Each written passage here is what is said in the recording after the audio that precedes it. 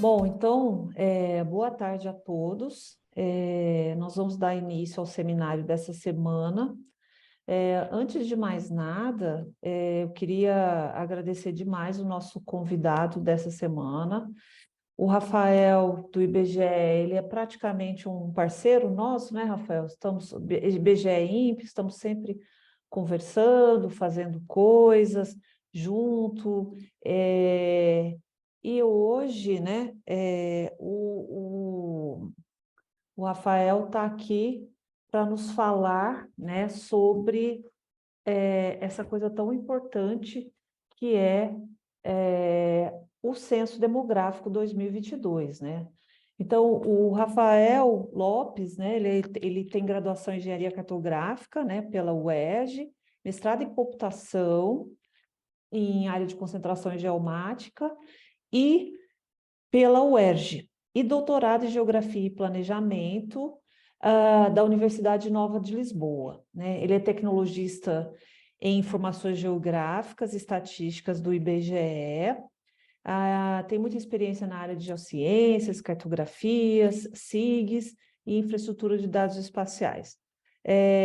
Desde outubro de 2022, ele tem o cargo de assessor técnico especializado da Diretoria de Geociências do IBGE. Então, não vou, por favor, Rafael, fica à vontade aí para você acrescentar qualquer outra coisa que eu pulei aí, né?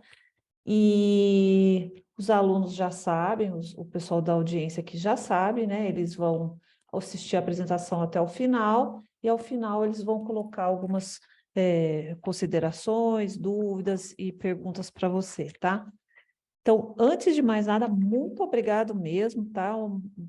Fiquei muito feliz que deu certo e muito obrigado mesmo, tá? Estou super curiosa para saber aí as nossas coisinhas do Censo. A palavra é sua, fica à vontade. Então, uma boa tarde a todos, né? Como foi falado agora.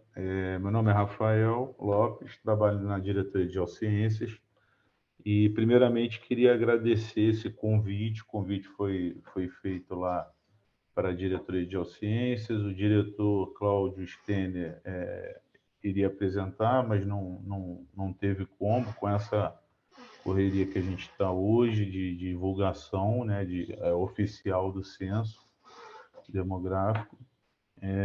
Então, realmente agradeço o convite, né, e vou tentar mostrar para vocês aqui essa temática que trouxe para a gente, com mais transparência, essa importância que tem a área a geotecnologia dentro do censo demográfico, né, a importância dessa geoinformação que é utilizada. Tá? Então, eu vou iniciar a apresentação. Deixa eu só... Ok. Bom, eu dividi aqui alguns tópicos, né? Vou fazer uma introdução bem rápida. Vou falar um pouco do GSGF, né, que é o Global Statistical Geospatial Framework, que é o marco estatístico geoespacial global que integra esse tipo de informação e que foi usado também como uma referência. O reconhecimento do território, o mapeamento do território, né, como foi isso tudo no âmbito do censo demográfico, essa coleta de informações georreferenciada, a parte do quadro geográfico, né, tem uma definição de um quadro geográfico com os principais recortes geográficos que são utilizados, e, ao final, ali no último ponto, a gente fala rapidamente sobre a questão dessa disseminação das informações estatísticas e geoespaciais integradas, né? Então, aqui na parte da introdução, antes de entrar no próximo slide, eu falo sobre a diretoria de Geociências. A diretoria de Geociências ela tem 6 coordenações, né? Cartografia, geodésia, geografia, meio ambiente, estruturas territoriais e geomáticas.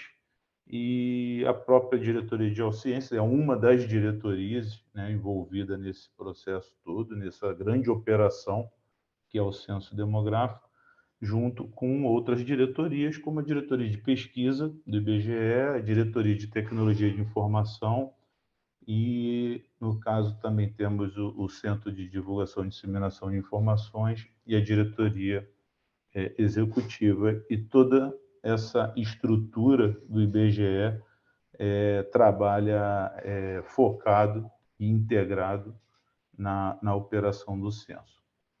E aí, como introdução, eu trago a seguinte questão, né? Temos os dados que precisamos, e aí no exemplo aqui embaixo, a gente conhece bem a Agenda 2030, né? No caso, e os Objetivos do Desenvolvimento Sustentável, e sabe-se também que cada caixinha dessa aí, a parte mais avermelhada, pintada mais avermelhada e alaranjada, são percentuais que são baixos ainda de cumprimento de todas aquelas metas que existem dentro dos 17 Objetivos do Desenvolvimento Sustentável. Então, sabe-se aqui que é necessário, né, a gente precisa de dados para tomar decisões e ampliar essa questão de atender, por exemplo, a esses objetivos.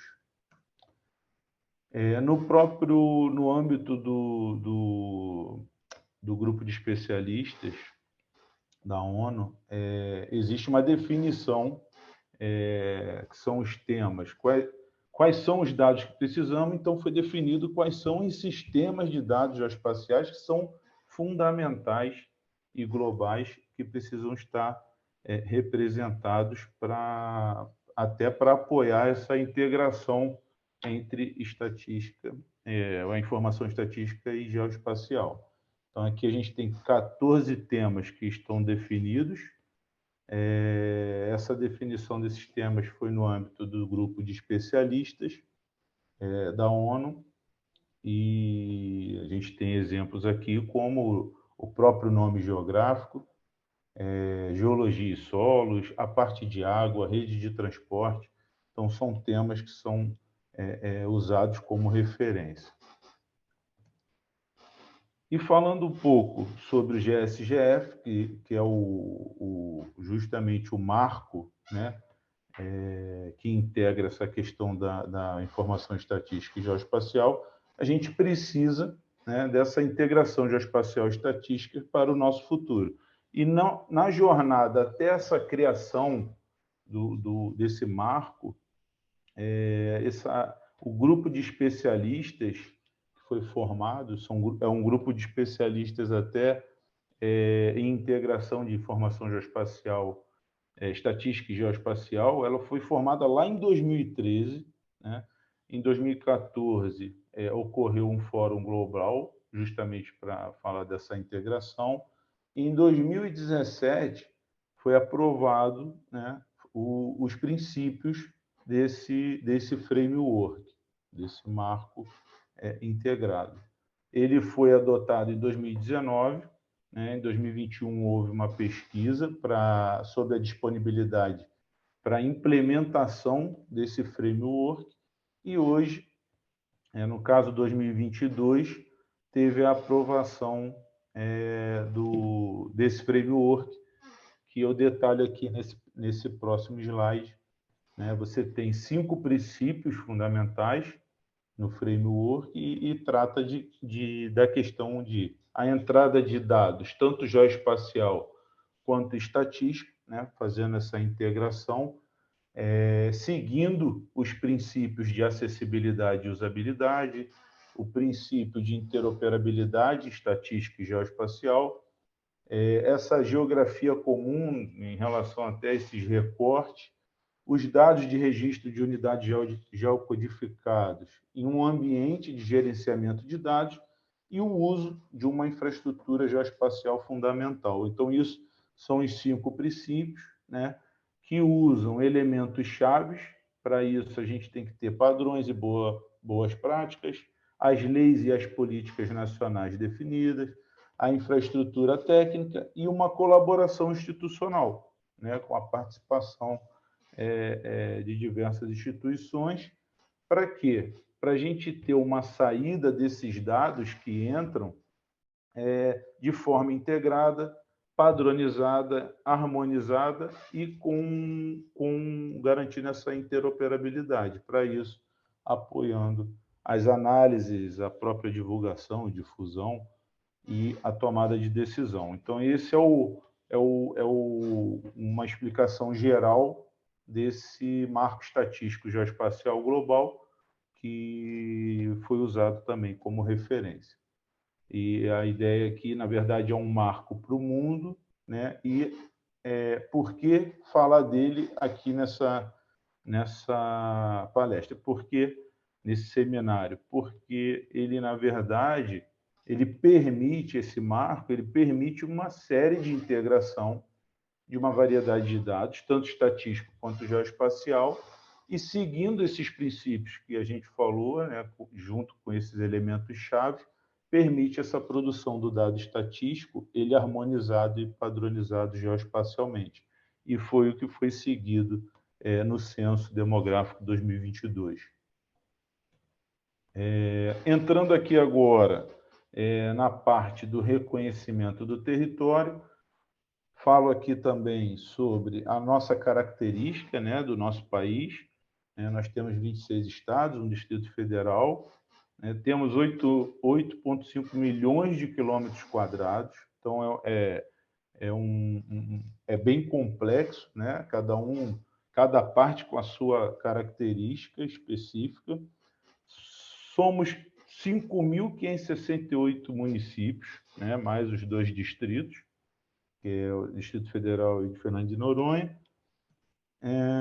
E a gente tem uma característica bem diversificada, que a gente pode falar que nós temos um município, o conhecido Altamira, com uma área de 159 mil quilômetros, aproximadamente 159.500 quilômetros quadrados, né?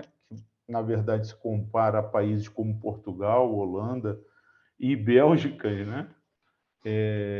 Somados, e o município, que é bem pequeno, que equivale lá em Minas Gerais, que é Santa Cruz de Minas, que equivale a 3,56 quilômetros quadrados.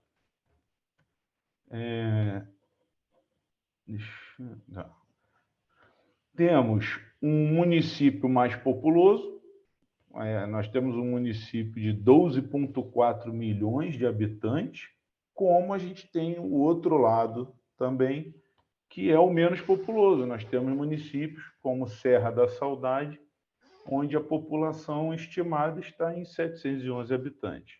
Isso tudo, na verdade, mais para frente, né, após essa divulgação oficial do censo, a gente vai poder atualizar esses números com o Censo Demográfico 2022. Além disso, temos características, né, bem específicas das regiões.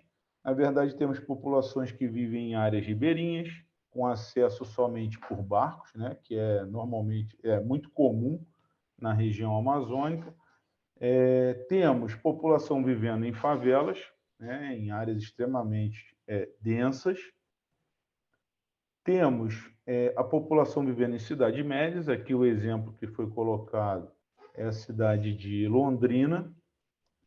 E temos uma diversidade, né, em relação a esses ambientes, que num mesmo delineamento ali do curso d'água, nós temos cidades que estão totalmente construídas, existem diversos tipos de construções, como temos a parte beirando esse alinhamento do curso d'água, totalmente tomado só com a vegetação. Então, são esses tipos de características que a gente tem que tratar para reconhecer o território, né? Além do modo de vida, né? A parte rural, a parte urbana. Então, a gente tem os modos de vida característicos das suas cidades. Em relação aos aglomerados subnormais, né, incluindo as favelas, Nós temos exemplos aqui de Brasília, Manaus, Recife, Florianópolis, onde esse tipo de característica ela também é diversificada, né? Por exemplo, aqui a gente tem várias formações, né? E elas são diferentes, são favelas altas, outras são favelas planas, outras beirando os rios. Então, a gente tem diversas formas de representação também para esse tipo de ocupação. E aqui a emblemática fotografia, né, em São Paulo.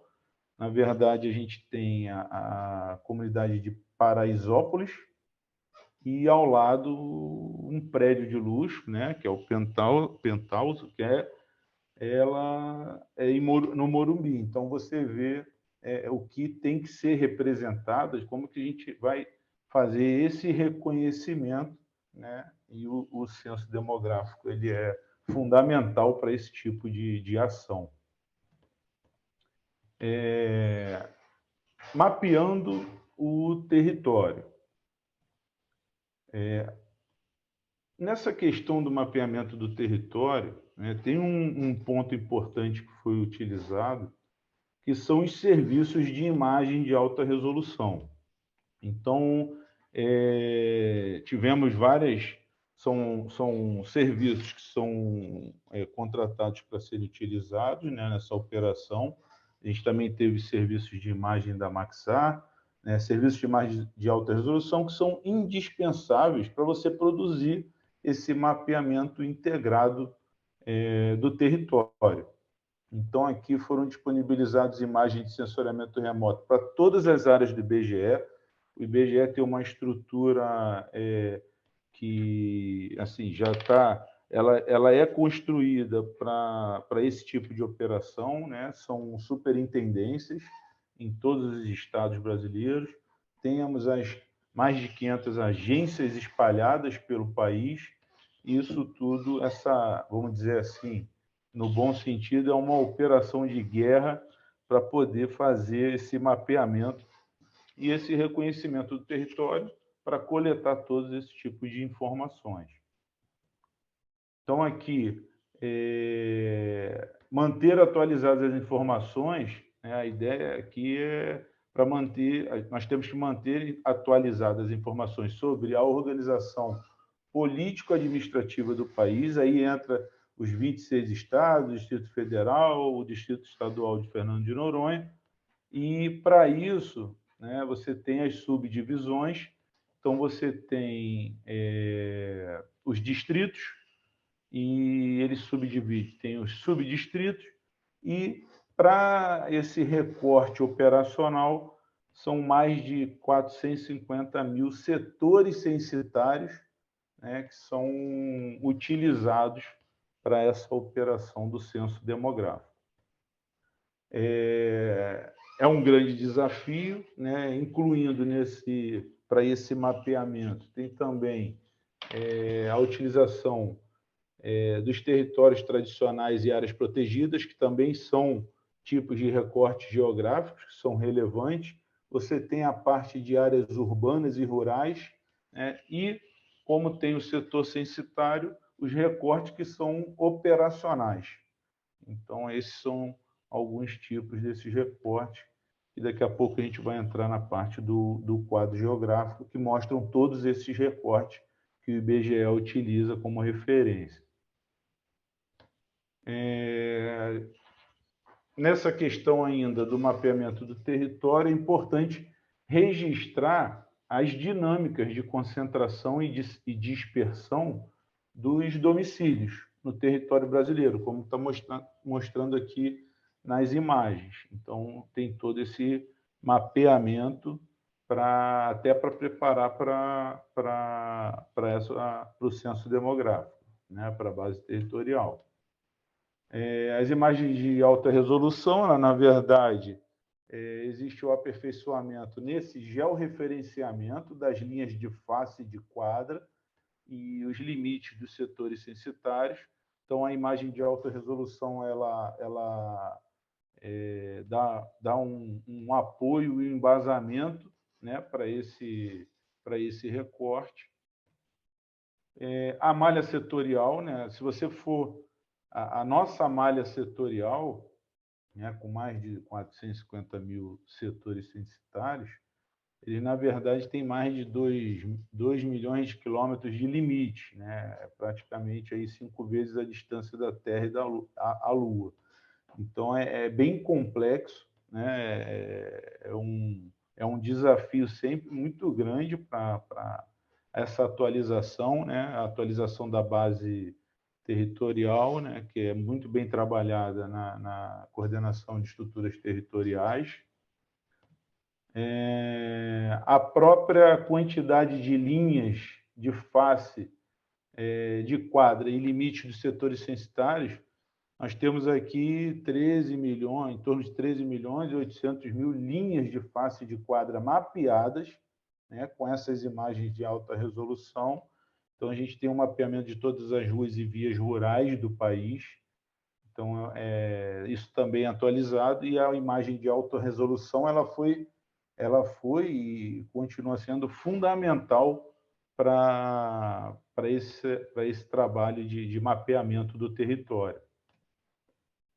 Essas malhas, que são, depois de todo esse mapeamento, na tela do dispositivo móvel de coleta, que a gente chama DMC, as equipes de coleta, elas utilizam, né, fica à disposição deles, dos recenseadores, o contorno dos setores censitários, as áreas do interesse operacional e das faces, né? E também, como na área de trabalho, para facilitar o trabalho do recenseador, tem a imagem de satélite atualizada como fundo para eles percorrerem o território.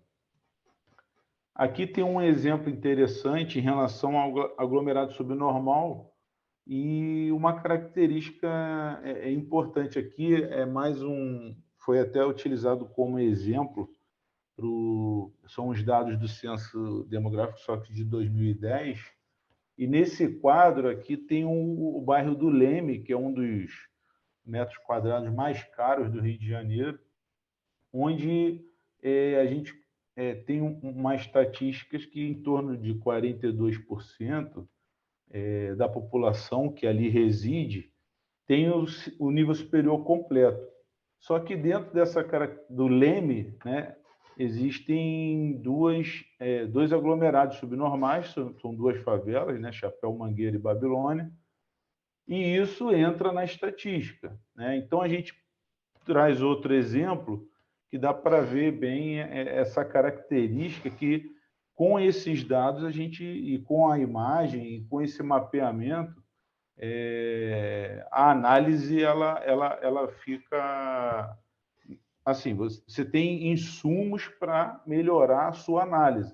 Então, aqui a gente tem o aglomerado subnormal e demais áreas, né? Porque aqui já é outro bairro, onde você pega o nível de instrução e o ensino superior das outras áreas, você excluindo a parte dos aglomerados subnormais, chega a 49,9%, quase 50% da população que reside ali e não está em aglomerado subnormal tem um nível superior. Quando você leva isso para o aglomerado subnormal, na verdade, você pega 52%, em torno de 52%, que fica sem instrução e tem o fundamental incompleto. Então, essa importância da gente ter esses dados atualizados até para embasar, né, e fomentar políticas públicas para atender a população.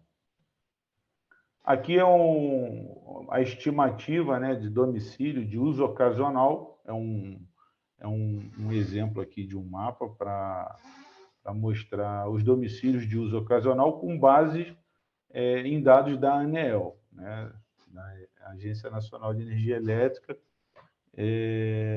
Temos outra informação também em relação à estimativa de domicílios vagos, também em relação a dados da ANEEL.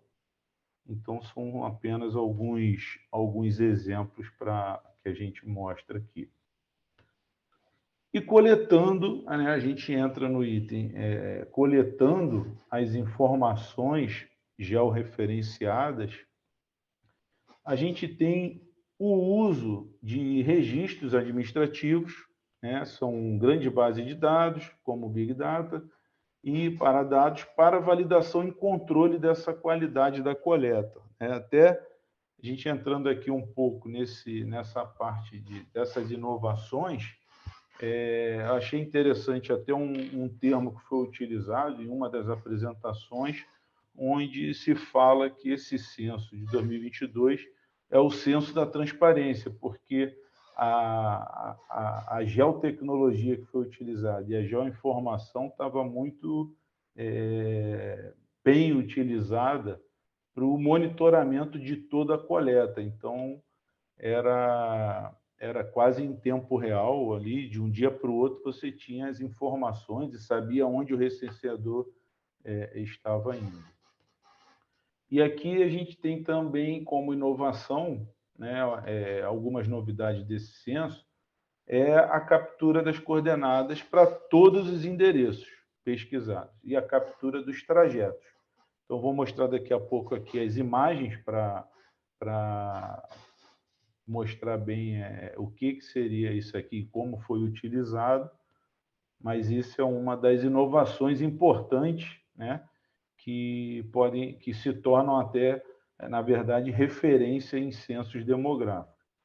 Aí, como eu falei, a questão da transmissão, né, a transmissão das informações estatísticas e geográficas, ela foi utilizada até o quase em tempo real, porque em 24 horas você já tinha a informação atualizada, né, com o uso de redes 3G e 4G para os servidores do IBGE. Aqui temos o Cadastro Nacional de Endereços para fins estatísticos, né? São aproximadamente 110 milhões de endereços georreferenciados e o georreferenciamento por endereço e coordenada geográfica. Se a gente olhar aqui essa imagem, aquela parte amarela ali são vários pontinhos, é justamente onde o recenseador foi. Então, é o domicílio que o recenseador foi lá e confirmou aquele domicílio. Aqui temos um exemplo de endereços visitados no município de Luiz Eduardo Magalhães, na Bahia. Então, cada pontinho desse é a presença lá do recenseador confirmando, né, aquele domicílio, aquele endereço.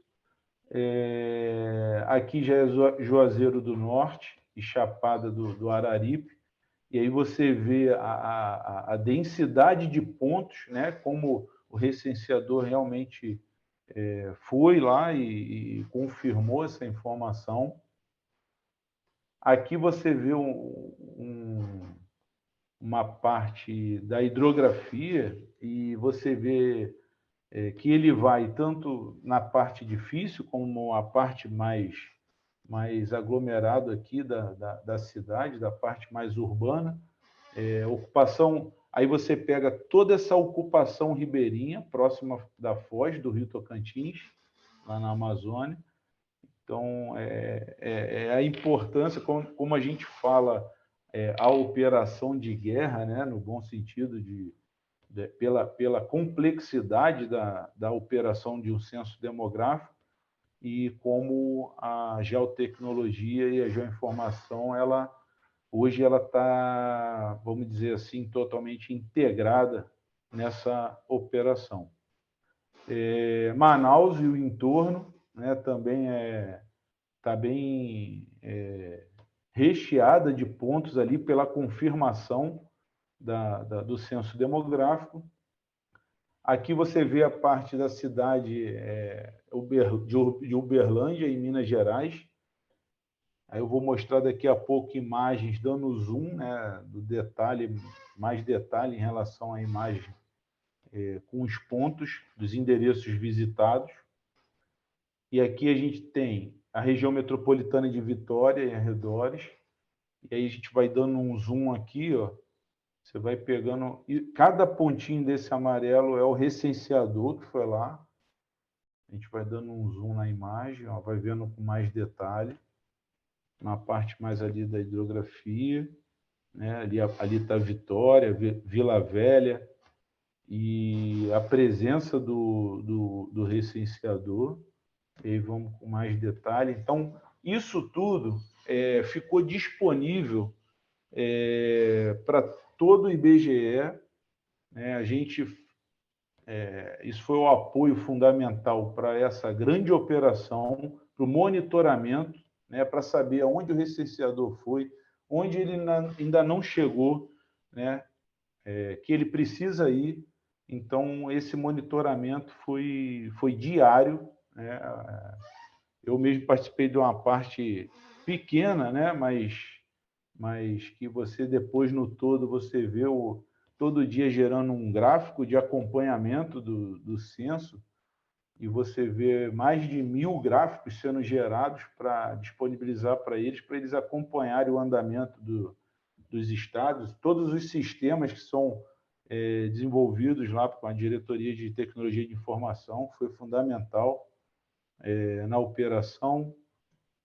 E aqui tem o uso de registros administrativos, como os dados da ANEEL, que são os consumidores residenciais de energia elétrica. E isso ajudou ao quê?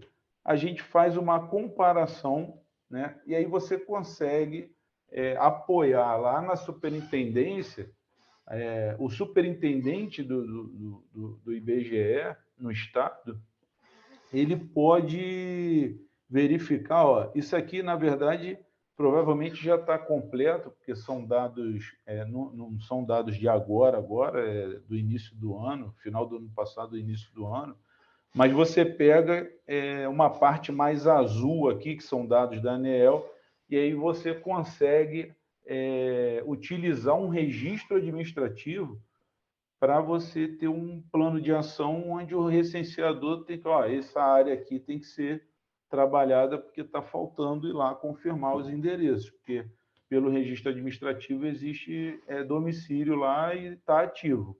Então, a gente usou muito, né, o IBGE como um todo, usou muito o monitoramento geoespacial para apoiar essa questão da operação do censo. Aqui são endereços visitados na região metropolitana de São José do Rio Preto, e aí eu faço mais um zoom para a gente... ali tá mais estruturado a questão dos domicílios, né? Como se fossem os arruamentos, como se fosse não, são os arruamentos, os condomínios, e aí tem áreas que ainda também não tem a presença do recenseador, como essa aqui central a imagem, mas todo o restante da imagem tá completa, está visitada pelo recenseador. E a gente vai dando um zoom, mostra também os pontos da ANEEL e vê que, lógico que não vai coincidir exatamente, mas você vê uma homogeneização na questão das residências, dos consumidores residenciais de energia elétrica, que é da base da ANEEL, e a confirmação dos endereços pelo recenseador do IBGE. Aqui são exemplos de estabelecimentos de ensino e domicílios recenseados, né, no censo demográfico. Aqui, no caso, é Aracaju. E a gente tem essa identificação dos estabelecimentos de ensino que vão apoiar as políticas de educação no país. No caso aqui também são estabelecimentos de ensino, só que agora em Coari, no Amazonas. Aqui a gente tem o estado do Amazonas, temos um zoom aqui no entorno aqui dessa região mais ocupada de Manaus. E aí vou dando um zoom na imagem. E temos, a gente começa a visualizar os pontos dessas residências, isso tudo disponibilizado para esse monitoramento diário da operação do censo. Então, você vê que tem locais que na época aqui desse levantamento desses dados, que foram disponibilizados, eles ainda teriam o recenseador tem que ir lá para visitar aquele domicílio. Aqui estava em andamento ainda o censo, a coleta, e o uso da geotecnologia para controlar toda essa cobertura. Na verdade, o censo, eles vão em todos os domicílios, então o controle da cobertura e esse monitoramento geoespacial, a geotecnologia foi fundamental para transformar esse senso da transparência que é hoje. Aqui são os municípios, os domicílios de uso ocasional, né, que foi identificado pelo recenseador em Rio Branco, e aí tem os domicílios vagos em Rio Branco, né, tem bastante domicílio vago, o morador ausente, que aí, no caso, o recenseador ele retorna até encontrar esse morador, e as recusas, né, que também são tratadas, isso tudo disponibilizado para todo o Brasil, todas as superintendências do IBGE, essa coleta dessas informações georreferenciadas diariamente. Aqui a gente tem um exemplo dos domicílios. Aqui está cruzando os confirmados, né, os endereços CNEF desse Cadastro Nacional de Endereços, eles confirmados, foram que o recenseador confirmou, junto com os domicílios que tiveram recusa. E aqui, nessa cobertura do censo, nesse controle da cobertura, tem também um outro dado que provavelmente vai ser trabalhado mais para frente, que é o trajeto, o tracking que o recenseador fez. Isso tudo tá registrado, né? É uma grande base de dados, né? Ela tá desse formato aqui, ela vai ser trabalhada de alguma forma para apoiar alguma outra atividade, algum trabalho, que é um dado rico você ter todo o trajeto feito, né? Todo o percurso feito pelo recenseador. Aqui é um setor rural que foi percorrido pelo recenseador. Esse é um outro setor, aqui São José do Rio Preto, né? Então você tem o percurso do recenseador, e isso, né, é possível também você, a partir já desse trajeto, desse percurso do recenseador, você conseguir analisar para saber se tem algum trajeto que ele ainda não percorreu, né? Algum arruamento, algum endereço que ele não percorreu. E aí você faz ali, tem a partir da diferença entre o buffer dos trajetos e aquela base que foi disponibilizada das linhas de face, de quadra, é possível você identificar, né? Você faz essa diferença, e aí o segundo quadro mostra bem aqui onde o recenseador ainda não foi. E isso é a parte que apoiou os superintendentes a poder criar esse plano de ação para ter a cobertura total da área, né? O resultado aqui graficamente, numericamente, em quantidade e extensão de faces, por meio do KML a ser enviado a essas coordenações técnicas e operacionais que trabalham no censo demográfico. E aqui, mantendo os recortes geográficos relevantes, a gente tem o quadro geográfico, né? O quadro geográfico que define, né, todos esses recortes relevantes como referência que é utilizado para os dados. Então, você tem um quadro geográfico, que são os recortes legais publicados, e aí dentro desses recortes legais, você tem recorte composto por agregados de setores censitários e recorte composto por agregados de município, que são esses que têm o vermelhinho ao lado do nome, e o azul em relação ao agregado do censo, dos setores censitários. Então, você tem a divisão política administrativa, né? São divisões que a gente conhece bem, né? As grandes regiões, os estados, os municípios. A divisão regional, que no caso são os recortes metropolitanos, a aglomeração urbana, a própria Amazônia Legal, semiárido, Mato Piba. Então, municípios costeiros, esses são divisões regionais e tem as tipologias geográficas, que são as áreas urbanas, rural e terra indígena. E tem também, como recorte geográfico relevante, unidades de coleta e divulgação de pesquisa, as tipologias geográficas e também as divisões regionais e recortes específicos. Em relação às unidades de coleta e divulgação de pesquisa, temos as áreas de ponderação, o próprio setor censitário, aí você vê a diferença que o setor censitário ele é tanto usado para coleta como para divulgação. A face e endereço já é utilizada só para coleta. A área de divulgação da amostra para aglomerado subnormal é utilizado para divulgação. E dentro das tipologias geográficas, você tem a área urbana de alta densidade de edificações, que são usadas em áreas urbanas, claro, o núcleo urbano, e aí você pega a aldeia indígena, que tem também tanto em área urbana quanto área rural, você tem os demais tipos de setores censitários, que também são utilizados nas duas vertentes de área urbana e rural, você tem concentração urbana, arranjo populacional, isso tudo são referências, recorte geográfico relevante utilizados para os dados do censo. Aí aqui os recortes específicos e divisão regional, que a gente tem a região geográfica, mesorregião e microrregião, e em relação a recorte específico, não vou ler todos, a gente tem os biomas.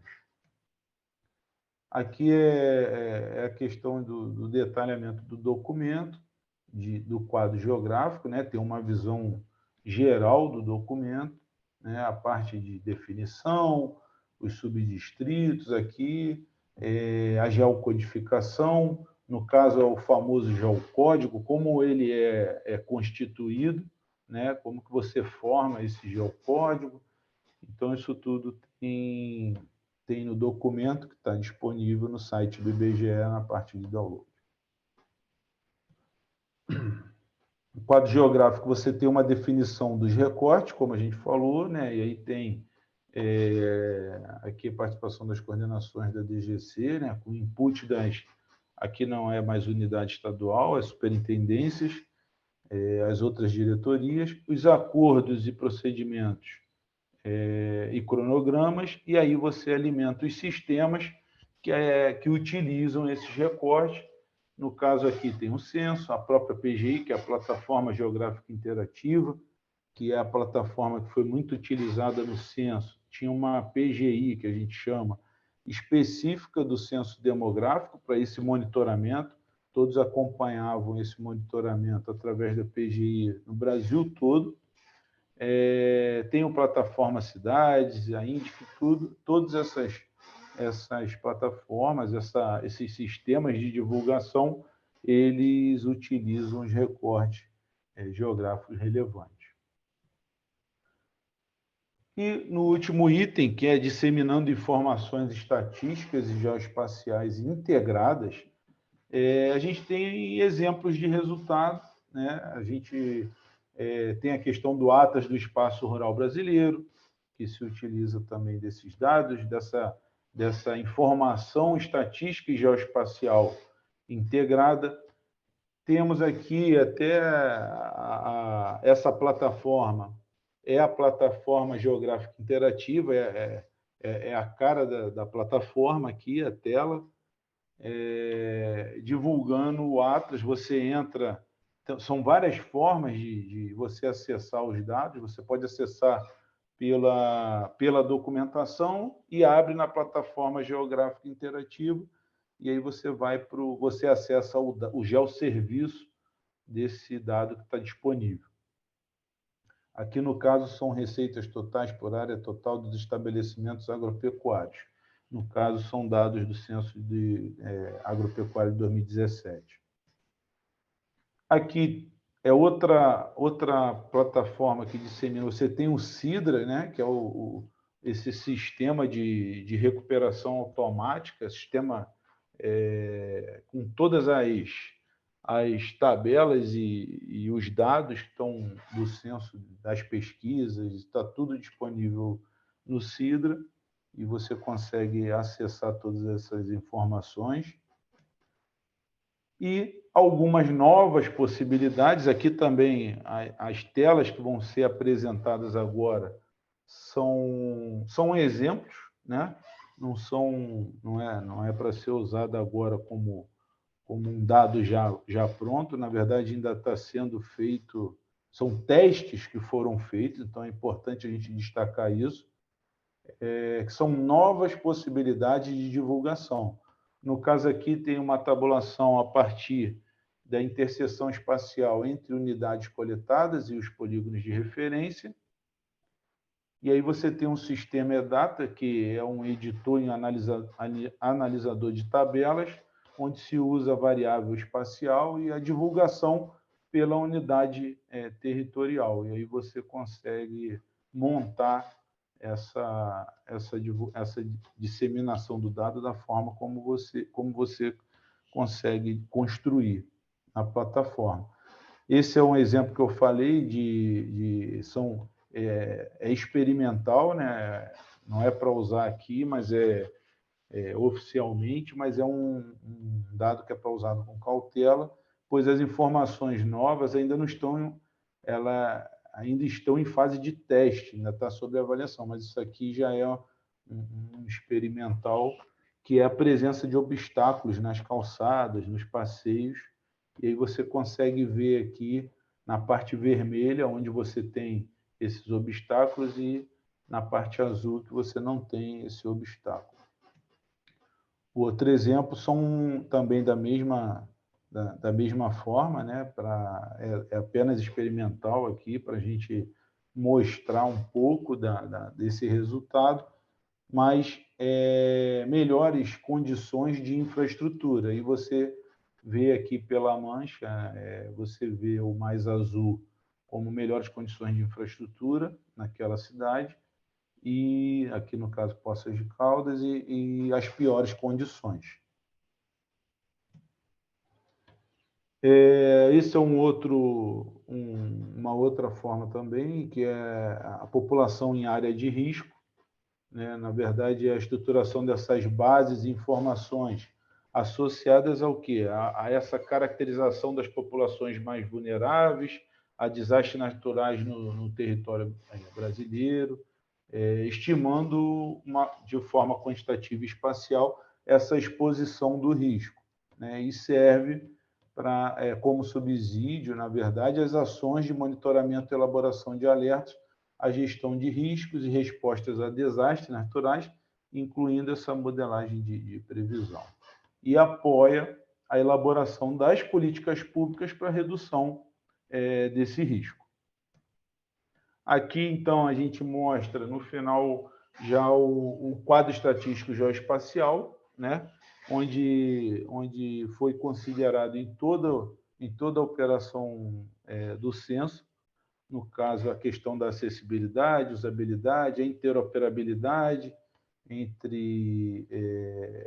a interoperabilidade geoespacial e estatística, né? Essa parte da disseminação das estatísticas pelos recortes geográficos, a parte dos dados. Então, esses são os princípios que foram, na verdade, eles foram seguidos. Na verdade, você identifica cada etapa dessa que a gente apresentou aqui como que atende a esses princípios, e isso foi fundamental para essa operação. Como considerações finais aqui, a gente tem um mapeamento atualizado do território, que é o ponto de partida para uma integração efetiva entre estatística e informações geoespaciais. Então, a gente tem essa base territorial atualizada para atender essa integração, né, estatística e geoespacial. A integração da informação geográfica e estatística, ela permite melhorar o planejamento e o controle da qualidade de operações estatísticas. Isso tudo que a gente mostrou aqui comprova essa consideração. A informação integrada, ela permite que a estatística, né, que a diversidade do território e da sociedade seja adequadamente revelada, como a gente mostrou lá nas características de um aglomerado subnormal, naquela questão de você ter uma comunidade ao lado de um prédio de luxo, de você ter uma área de um bairro, por exemplo, que você tem 1 metro quadrado muito caro e ali dentro você tem uma população que precisa ser atendida de alguma forma, porque ela está dentro desse 1 metro quadrado, né? A informação estatística e geoespacial integrada, a partir do endereço, permite a produção de estatísticas para pequenas áreas e de modo aderente aos objetivos do desenvolvimento sustentável, para a gente alcançar, melhorar aquelas metas, né? Na verdade, tem que alcançar as metas até 2030, e essa informação estatística e geoespacial de forma integrada, a partir do endereço, permite essa produção de todos esses dados para apoiar a questão dos objetivos de desenvolvimento sustentável. Bom, eu usei aqui o tempo, na verdade, treinei o tempo certinho, que foi colocado, de 45 minutos, e estou aberto agora a gente conversar, bater o papo necessário, e agradeço o convite novamente, em nome da Diretoria de Geociências, né? O Cláudio não pôde estar, mas a gente está aberto também a qualquer... Meu e-mail está aqui, quem quiser fazer contato. Se não for comigo, eu repasso, né? A gente trabalha na assessoria da diretoria, a gente pode dar qualquer esclarecimento, qualquer situação que seja interessante. Poxa, Rafael, muito obrigado, foi excelente. Só queria te dar um toque aí que não sei o que aconteceu, você sumiu. A gente está vendo só o fundinho IBGE. Então, eu também não estou me vendo, não, aqui. Estou vendo só o Brasil. Deixa eu ver aqui. Agora você está publicando a sua.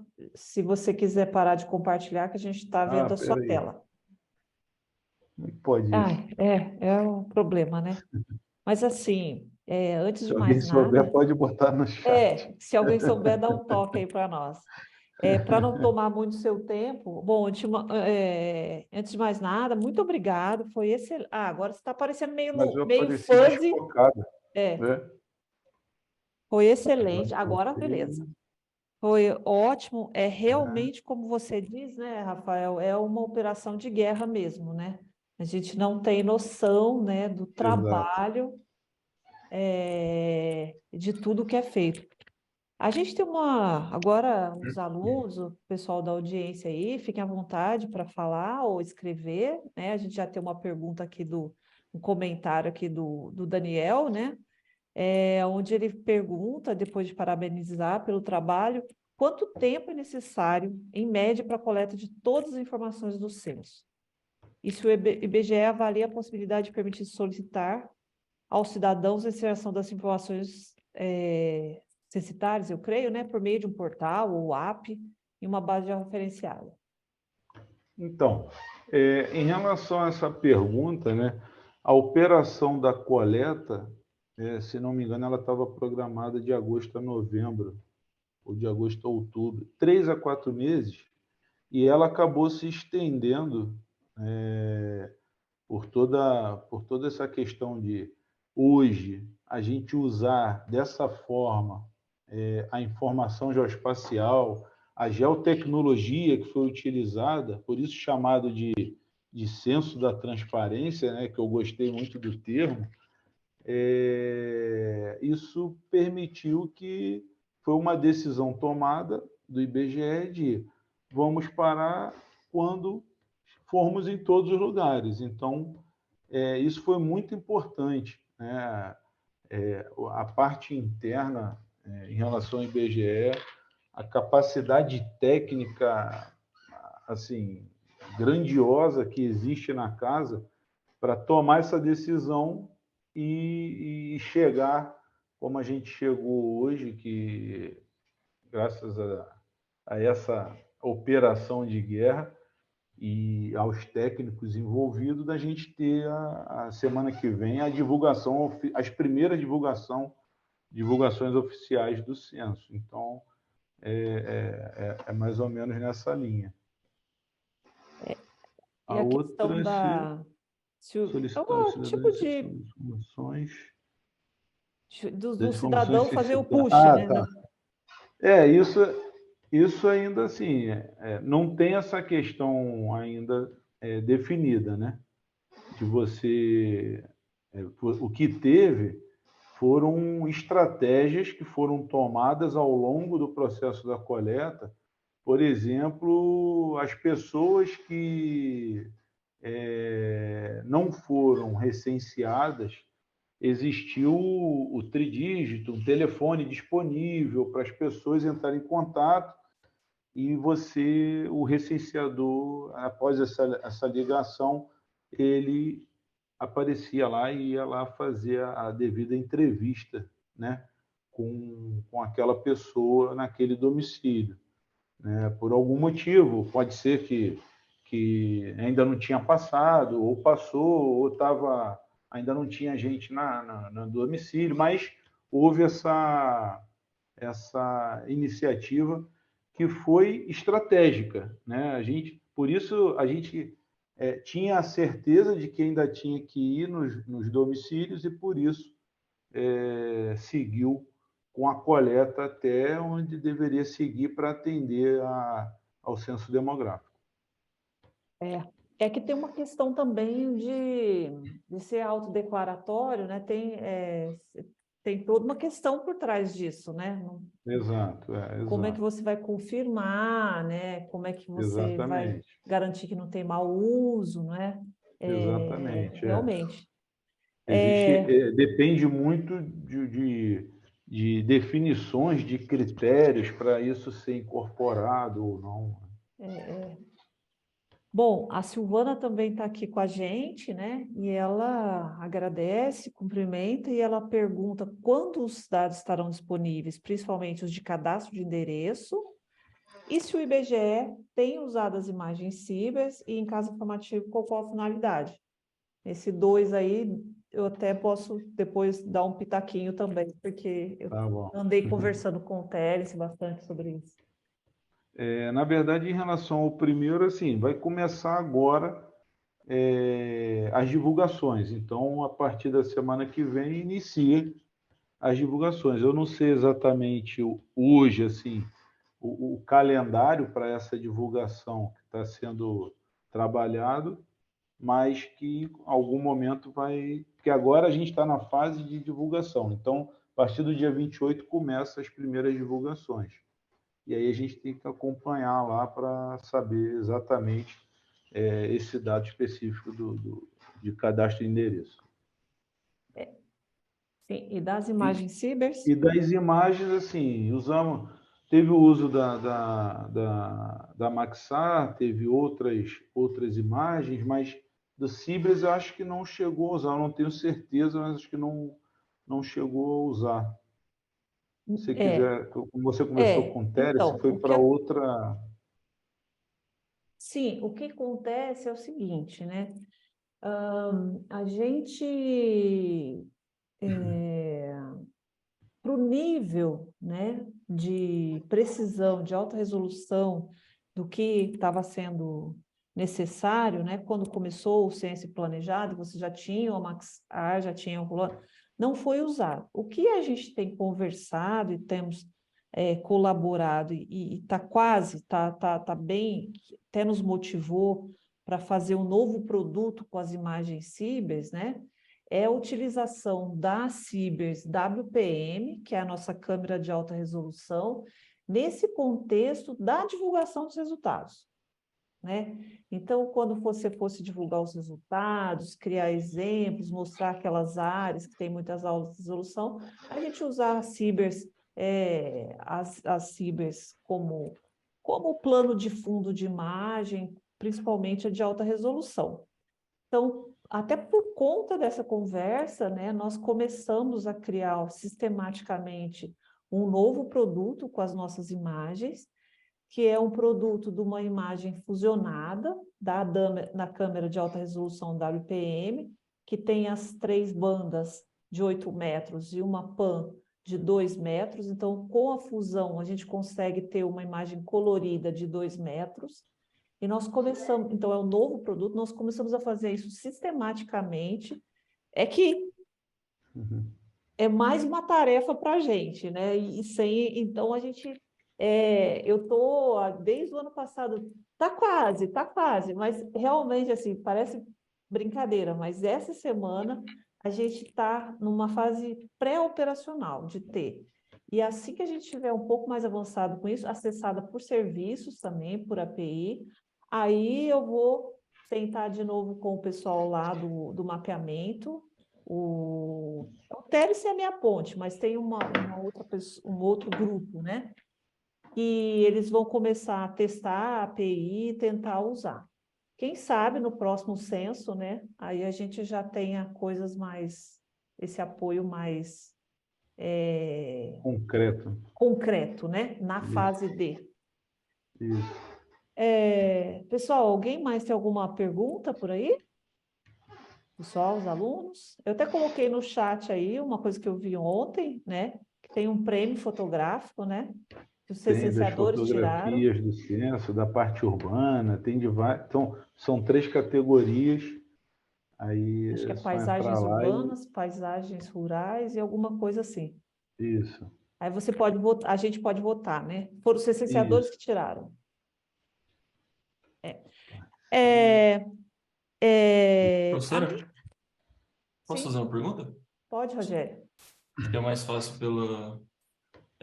Você falou sobre o Sidra, né, que tem os catálogos e as tabelas, e tem também os dados do IBGE na Indy, né, na infraestrutura de dados, que tem já os serviços para você consumir usando lá o endereço, fazer requisição pelo QGIS direto.